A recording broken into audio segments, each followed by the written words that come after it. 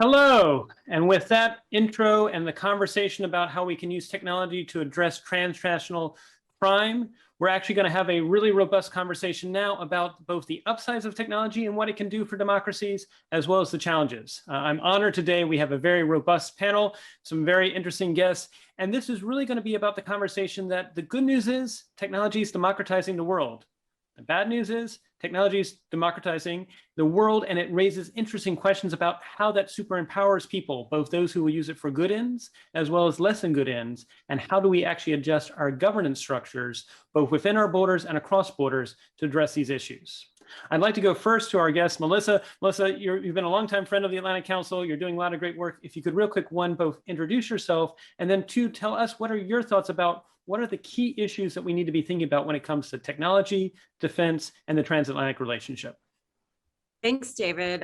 It's great to be here. So I'm Melissa Flagg. I'm a non-resident fellow with the GeoTech Center at the Atlantic Council.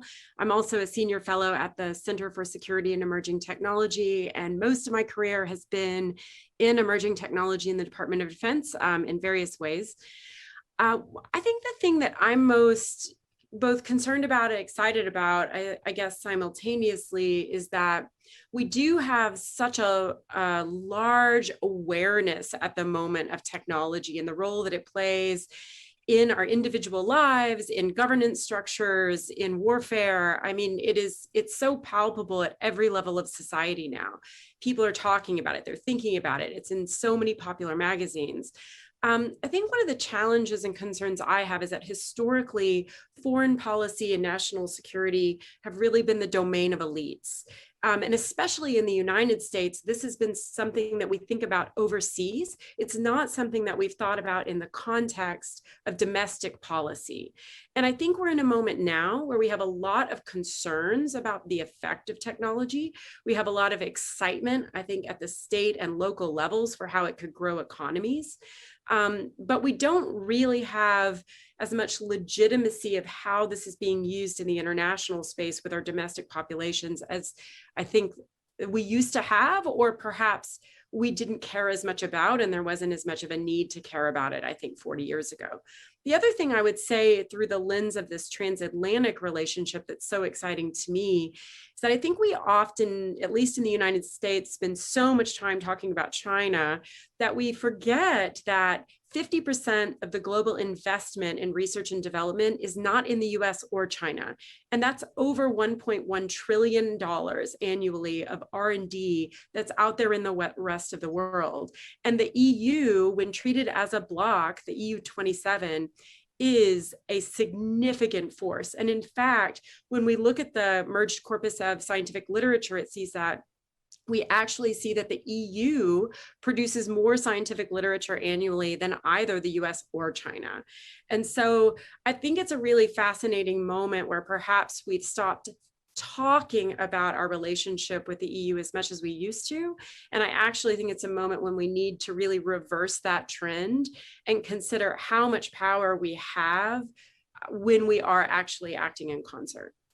Excellent, Melissa. And I really liked how you said in your opening thoughts about that we used to relegate technology to the conversation of the elites, but then if the consequences of technology becoming democratized is we can no longer think about having conversations that way, that it'll be insufficient. So I look forward to circling back to some of your thoughts and some of the additional questions we ask as a panel together as we explore this space. I'd like to now go to Ulrike, and Ulrike, really welcome you coming all the way, recognizing of course it's virtual, but all the way to join us here today. And I'd be interested in your thoughts as well. What do you see as the pressing issues when it comes to technology and the transatlantic relationship as well? Hi, thanks a lot, David. And yeah, good afternoon from London. I'm Ulrike Franke. I'm a senior fellow at the European Council on Foreign Relations, a European think tank where I lead the initiative on technology and European power. So I was really happy when Melissa said that the EU is a significant force here. That's not usually what we hear from the Americans most of the time. So I work quite a lot on military, artificial intelligence, AI in the defense and security realm. And so I want to highlight one area that concerns me and where I think as transatlantic partners, we need to work more together. And that is on interoperability, especially within NATO. I worry a bit that basically, since the US has this sense of urgency, I would say, when it comes to using AI in the military realm. I'm sure many people that are watching us today have seen the National Commission on AI, National Security Commission on AI's recent paper. And I think this really conveys a sense of urgency that the US needs to adopt AI in the military realm more, not just in the military, but also. And I think we don't necessarily have the same urgency in Europe. When you look at, the Europeans and their AI strategies, I actually read them all. So we have 21 AI strategies, national AI strategies being published in the European Union, and only a handful even mention that AI is a theme for the military and the defense realm. So I think there's this kind of transatlantic difference, which is concerning.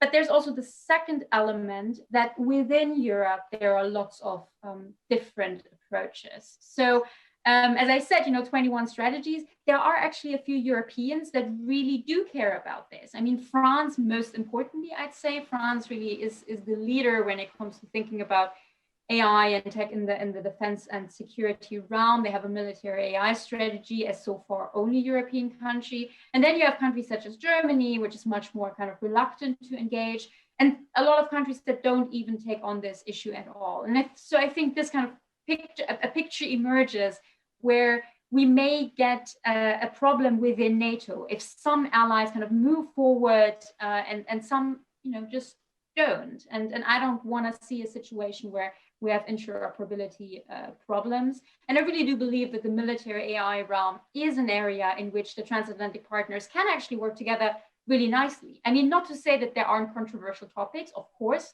think lethal autonomous weapon systems, but actually I think this is much clearer an area where the Transatlantic Alliance can hold, and maybe there's more agreement than in the kind of civilian AI realm where there may be some more room to agree to disagree.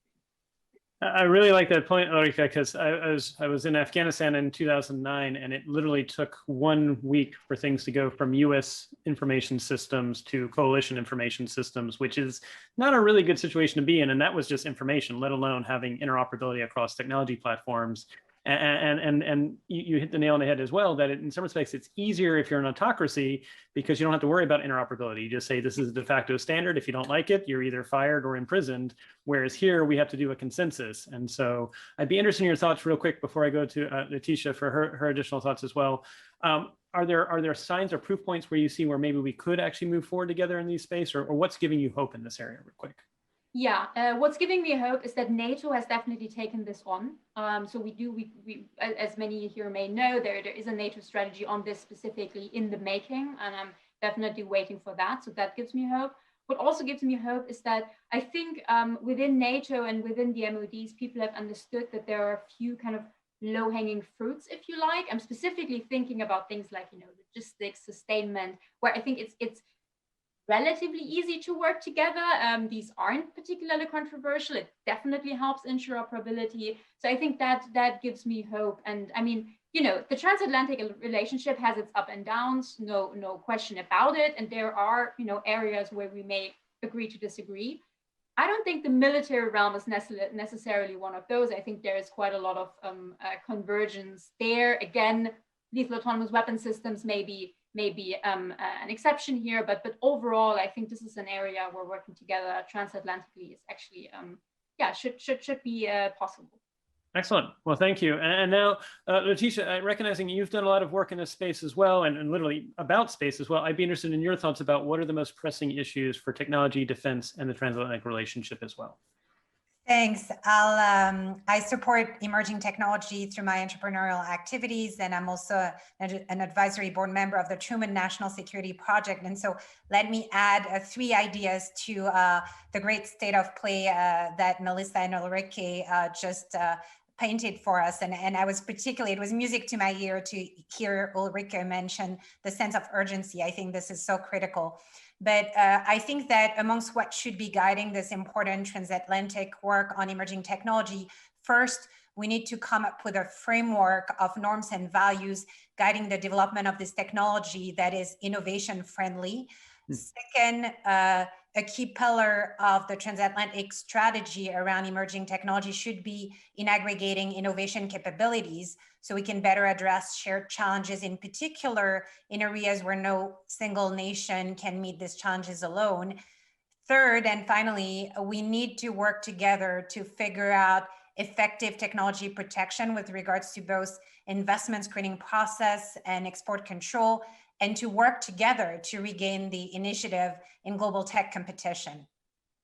Excellent. And so in laying it out, I mean, you talked a little bit more about norms and values. And I guess one of the questions I would say, are we seeing signs or efforts, and it seems like there is this sense of urgency, as you said, are we seeing efforts to move forward to try and actually figure out what are the values that bring us together, aside from the fact that we embrace democratic, democracies, but even then there may be differences as what does that mean?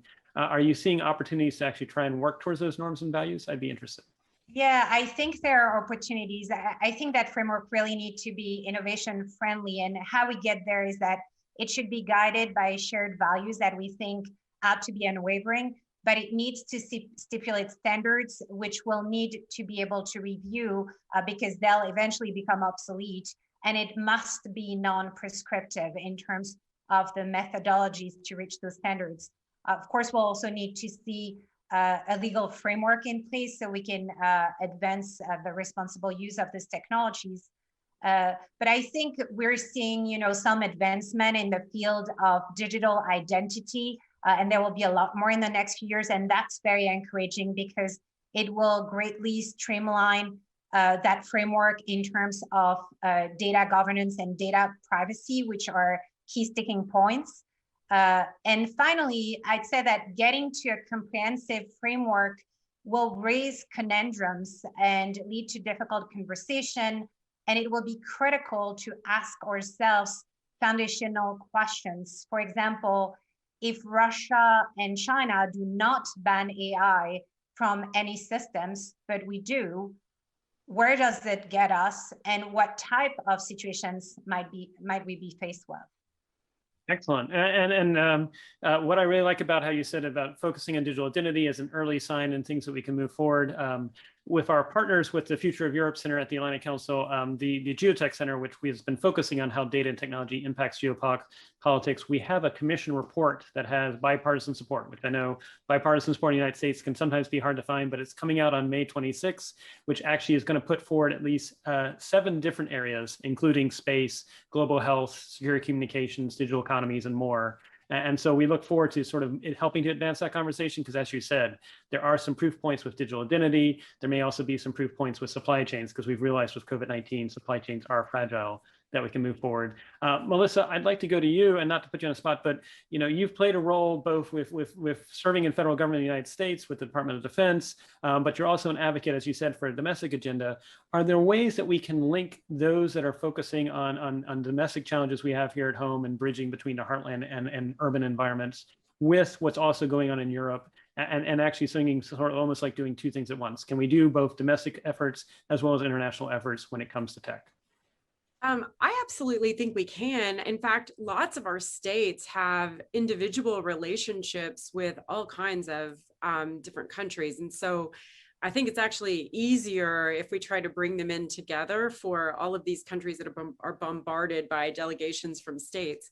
But I think perhaps the more interesting aspect of this is that, especially pulling on what Laetitia said about this innovation-friendly framework, well, innovation friendly in the United States, but not just in the United States, in the EU as well, means making sure that our private sectors are actually able to function in this environment. That's what innovation friendly means, right? Because the vast majority of R&D is neither funded by federal governments, nor is it performed by governments all over the world, and most especially in the national security sector. So I think that we need to lean into creating environments where we actually bring our private sectors together, where it's not just governments talking about our private sectors, but we're actually creating environments and alliances of industry sectors or perhaps supply chain alliances that are complementary sectors, but not directly competing amongst each other. I do feel like there are a lot of opportunities here, but I don't think you can do innovation friendly if we don't bring some more actors to the table. Well, and what I liked about you mentioning bringing additional actors to the table, you mentioned first the states themselves. And like you said, like, for example, Illinois, I know, has a cyber relationship through NATO with Poland. And so that's an interesting thing to explore. That's just one example. But then also possibly city states playing a role too. And then technology companies themselves. They are themselves becoming geopolitical actors, even if I know geopolitics is not a word that they would say they would use to describe their activities. They're influencing things. So Ulrike, I'd be interested in building on what Melissa and Laetitia have said. You mentioned how we run the risk that if we're not careful, we may end up with 27 different flavors of an AI strategy. How can we work to try and figure out a cohesive strategy together, recognizing that different nations may have different views? I'd be interested in your thoughts. What would a strategy together look like? Yeah, well, that is the challenge that the EU faces all the time and that NATO faces all the time. I don't think that there's a silver bullet. However, I think it's actually good news that the EU and NATO face this all the time. I mean, they have a tradition in trying to do this, right? They bring together these different views. I think one of the things I am looking at and paying attention to is not trying to reinvent the wheel when it comes to organizations.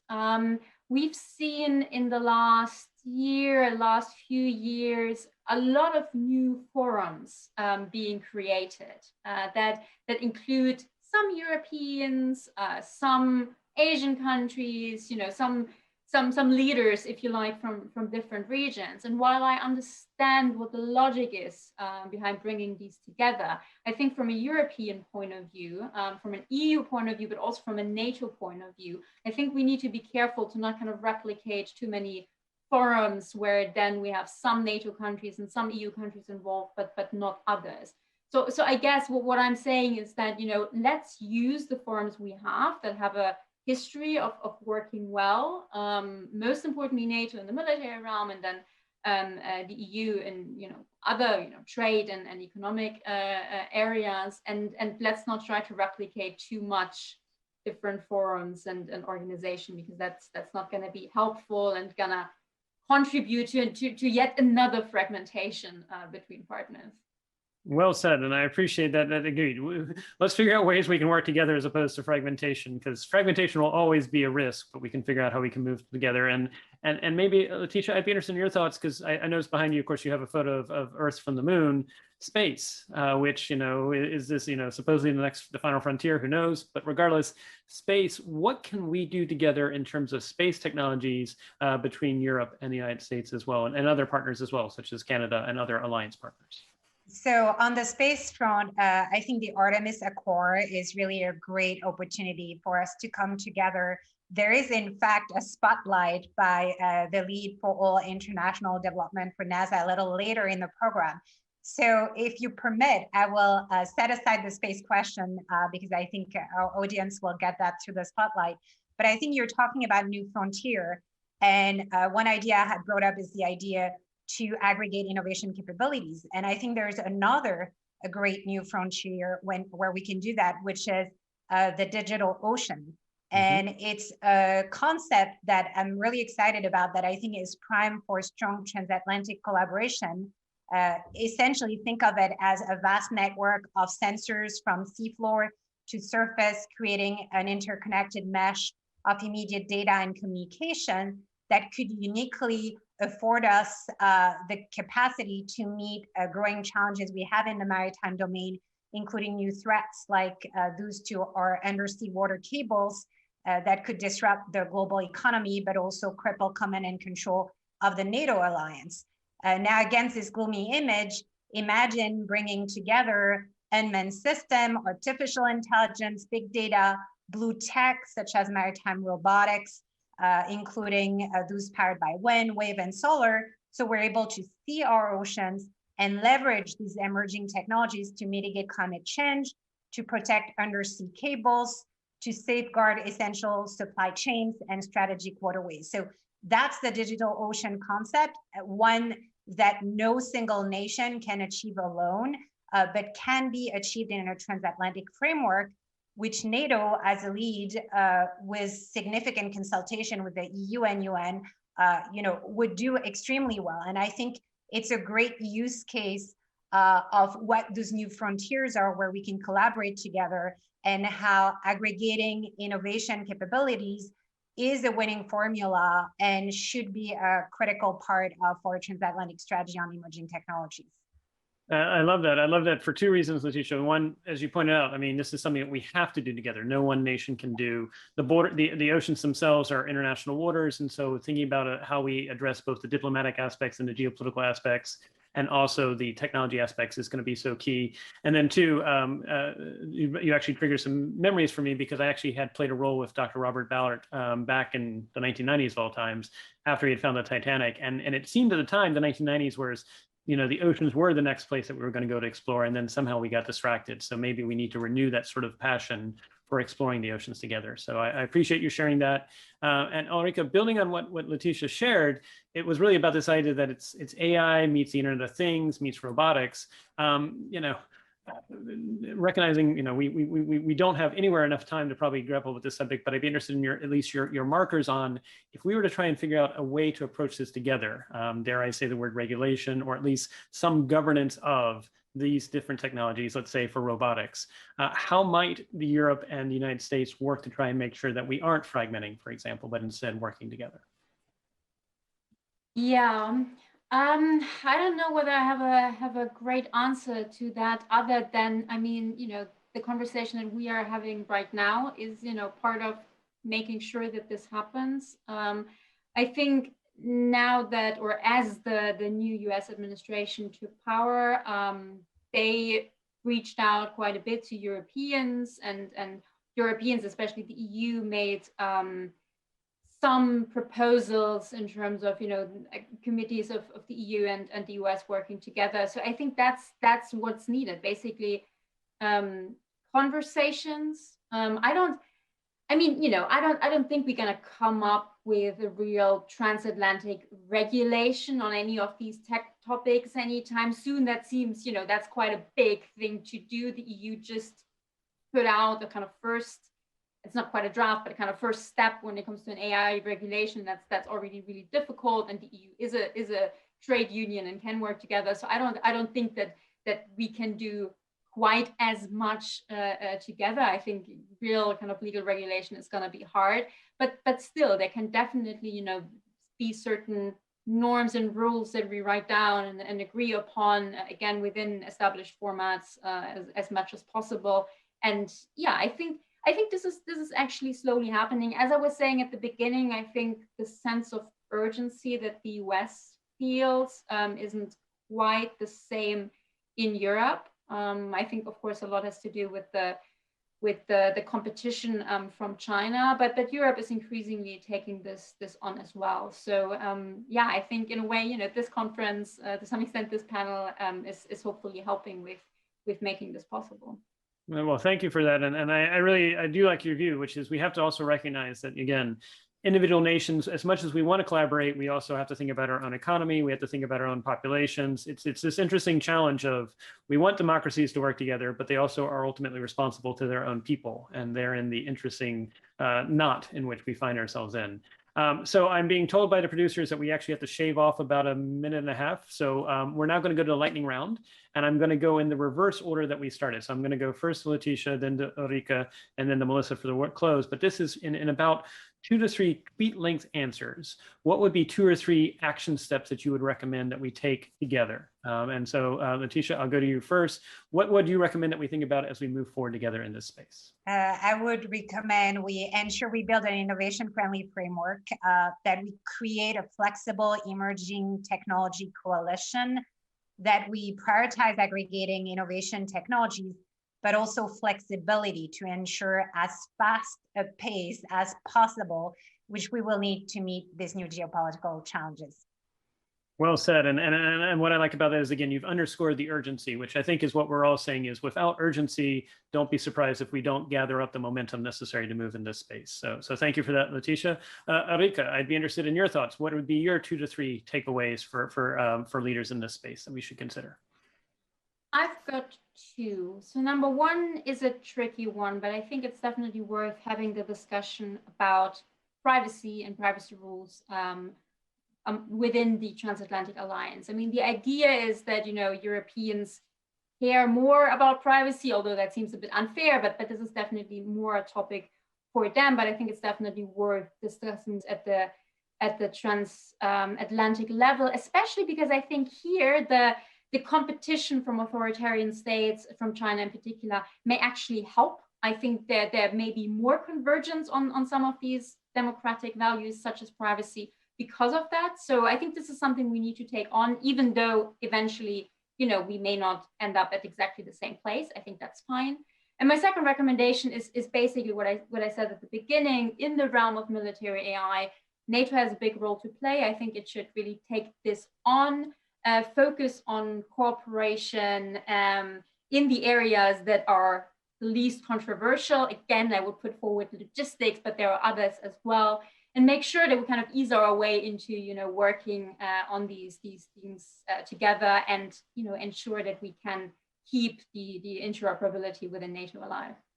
Excellent. Well, and I liked how you pointed out there's both a civilian effort we could do with privacy. I think that could also link into what Laetitia said earlier about digital identity, but then also a military effort in terms of thinking about how we address AI and algorithms.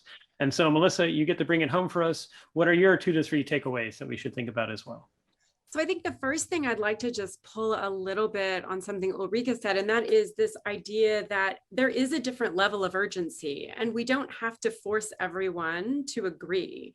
But what we might be able to do is actually start sharing some lessons about the fragility of AI, because quite frankly, in the military space, this urgency has some downsides. First adopters are often the ones that learn the lessons the hard way, and second adopters get to take the advantage of that, learn those lessons, and often stay in business longer. So I think there's a lot of opportunity here to really share some lessons learned around challenges and fragility of AI, and try to get better at that, as well as establishing some technical standards. So not these sort of higher level norms and values, but actually let's get NIST and its counterparts around Europe together to really talk about technical standards and interoperability, so that those who come in later already know the rules of the game and are able to contribute as they come into that. So I think that's one aspect of this, is really on the R&D side, but it's kind of where the rubber meets the road of making these emerging techs a reality and getting past the word innovation to the reality of innovation. I think the second thing I would say is I really do feel strongly about creating fora that bring together non-governmental actors that are the source of these technologies and innovations. It is uncomfortable to bring people who like to make money into conversations that may generally feel like a competitive space. I think we need to get over that discomfort. In the United States, 78% of R&D is funded outside of the federal government, and 90% of our American R&D is performed outside of government. It's time to bring the people who do it and fund it together. Well said. And what I really like about it is you point out that we need to actually get to actual technical standards. I would say stay tuned to the space. In addition to the GeoTech Commission, over the summer, we're actually going to be mapping out all the different international tech and data standards groups, which will at least have us a sense of where are we and where are we not, and where we need to work together. With that, I want to thank our panelists. Thank you, Laetitia. Thank you, Ulrike. Thank you, Melissa. You all are truly amazing. And to our audience, thank you for listening. And as we say here at the Atlantic Council, please be bold, please be brave and benevolent for the future ahead. With that, I'd like to pass the torch back to Ben and Leah. Thank you all.